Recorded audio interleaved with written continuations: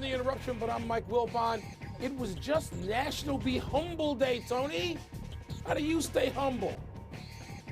I'm Tony Kornheiser. Perspective. Sometimes you're on top of the world, other times you're on ESPN2 for the second straight day. Ah, the deuce. The deuce. What's replacing us? The combine? Some tennis or TGL. soccer around the world? No. What? TGL, which I watched again last night because I love seeing pros hit a ball into a bed sheet. I do. You don't. I do. I really like it. Welcome to PTI, boys and girls. In today's episode, Kansas beats Houston. Kirk Cousins will be looking for a new team, and Brian Windhorst joins us for 5 good minutes. But we begin today with the San Antonio Spurs going into Detroit last night and beating the team with the best record in the NBA, 114-103. Victor Wembanyama had 21 points, 17 rebounds, and 6 blocks for San Antonio. On the other side, Cade Cunningham had one of his worst shooting nights of the season, finishing 5 for 26 from the field for the Pistons. Wilbon, what does this win mean for your Spurs? Tony, I think the Spurs are showing themselves every night with every one of these games, and they got a great record against the top teams in the league this season. Hey, forget what these people are saying about we're too young. We're not. Let's do this now. And Wembanyama has a certain maturity about him that seems to spread throughout that team. By the way, a name nobody mentions, talk about mature and sensible and just a really bright light to have on your team, De'Aaron Fox. And he didn't have a great game last night, didn't need to. But they seem to know how to play, just together. And one person or one part of that team picks up another again the next night. They're playing Detroit. Detroit, a lot of us think can win the East, Tony. I will say this quickly about the Pistons. We saw last night their weakness. They need another scorer to go with Cade Cunningham. Jalen Duren is fine, but he's not. They need another scorer or they're going to struggle in the playoffs. One game's a different deal. But Wembanyama, Tone, it's Wembanyama's world right now. I know you make fun of me, rightfully so, because I've fallen in love with him. Last night's one of those reasons why. Yeah. Oh, you slurp him like you might as well be on the payroll. I mean, honestly, you may as well go everywhere with him and be on the payroll. So we understand it. Look, my tendency, as you know, is to try not to get carried away with isolated games, to try to say that none of these single matchups really means much. But piggybacking on what you said, the San Antonio Spurs are now 8-1 against the best teams in each conference. In the East, that is Detroit, New York, and Boston. And in the West, that is Oklahoma City and Denver. 8-1, it is hard to minimize 8-1. It's hard to knock 8-1 against these teams. They are 4-1 against Oklahoma City, which is the reigning NBA champion. So what happened last night just adds to their resume, and in fact, for most casual onlookers, alerts them to the fact that San Antonio could win the whole thing. They could. They are that good. And Tony, that goes against everything you and I believe in philosophically. Right. That some new kid on the block could win. We don't believe that, but yet those numbers you just mentioned they're making us at least pay attention in that direction. Yeah, I don't want to go on forever about this because you could say that Cade Cunningham was not going to have a bad night like that again, but he was 3 for 16 once. He was 14 for 45 in another game. The defense that Stephon Castle put on him, limited him to 3 for 17 from 2-point shots. So, and I'll finish by saying this, and I respect Wembanyama a lot. Does this mean that San Antonio is necessarily better than Detroit? It does not mean that, but they have a leg to stand on now. They have a leg to stand on. We agree. Still slurping, but we agree. Let's move to last night's big college game where 8th-ranked Kansas got a 13-point win over number 5 Houston. Trey White led all scorers with 23 points, and Darren Peterson actually played 30 minutes. And Kansas rebounded from Saturday's disappointing defeat to unranked Cincinnati. Tone, what's the bigger news to you? The Kansas got a bounce-back win, or the Houston has now lost 3 straight? By far, the biggest news is that Houston has lost 3 straight. By far. Wow! It started out at number 6 Iowa State. They lost at Iowa State by 3. Then they were home against then number 4 Arizona, and they lost by 7. Last night at number 8 Kansas, and they lose by 13. Now Houston, for much of this, was ranked 2 2 in the country. You have to put that in perspective. Yes, they lost to very good teams, ranked teams, but the number that they lost by got progressively higher, from 3 to 7 to 13, which tells me that if they are in the first tier still, Houston, they are at the bottom of the first tier. They don't feel like a 2 seed or a 1 seed anymore. They feel more like a 3 seed to me, because as the season goes on, now is where they are stumbling. It's not big news that Kansas won, and that was very predictable.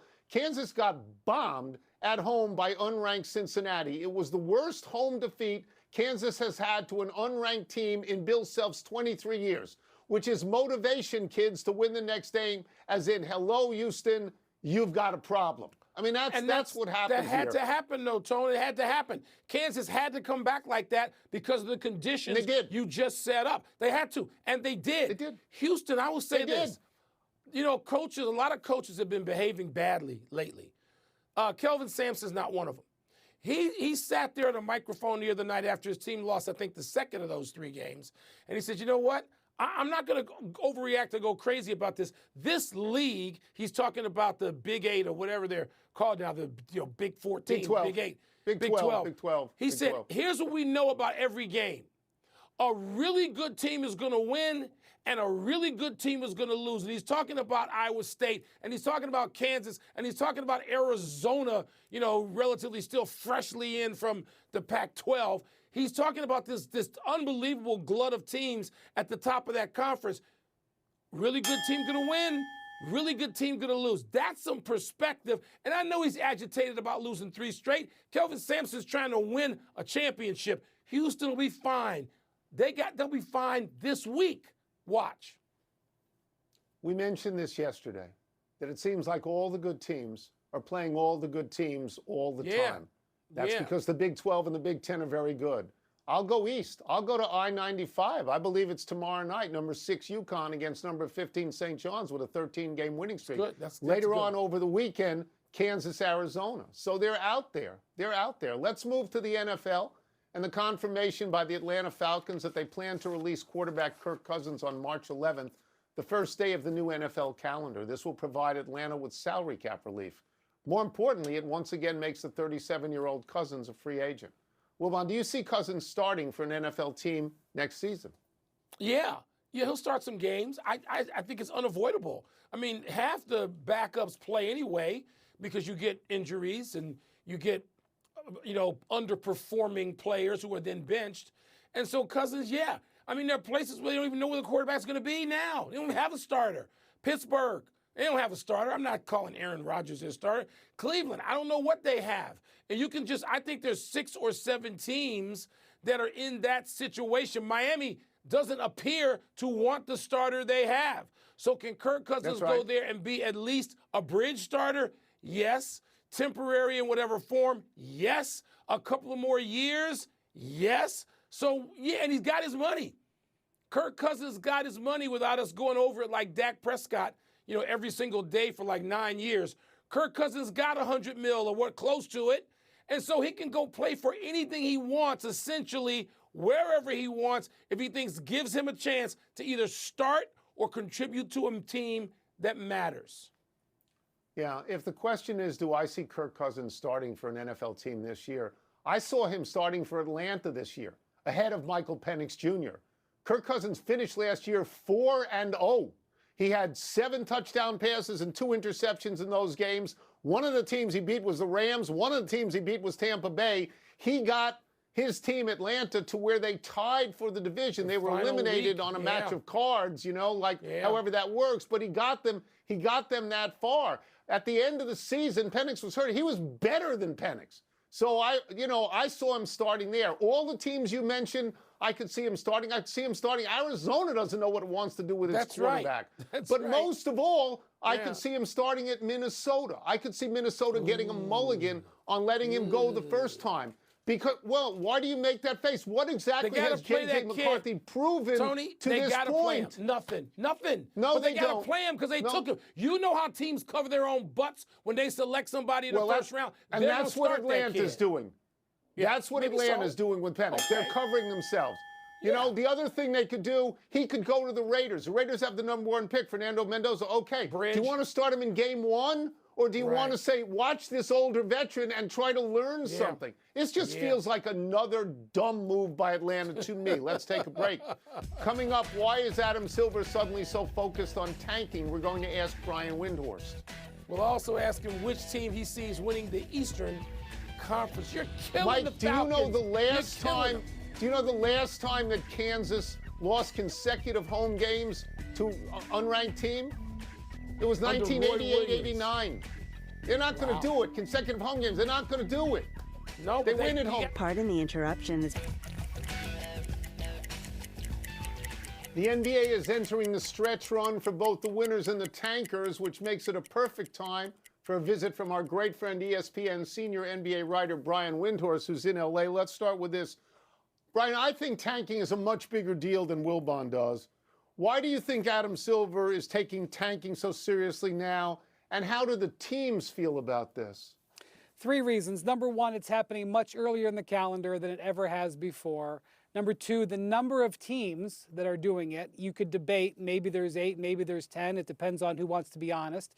Number 3, it's the way that they're tanking. It used to be that they would just deactivate players. And this started in the last couple of years, but is now very prevalent, where there are players who are in games who are being taken out of games, which makes it now within the 4 lines, which before it was outside the 4 lines. Obviously, if you look at the San Antonio Spurs, look at how great they are, look at how their future is so amazing. They were built by tanking through the draft. The Thunder, they tanked, a year or 2. They didn't tank for 5 years. They tanked a year or 2.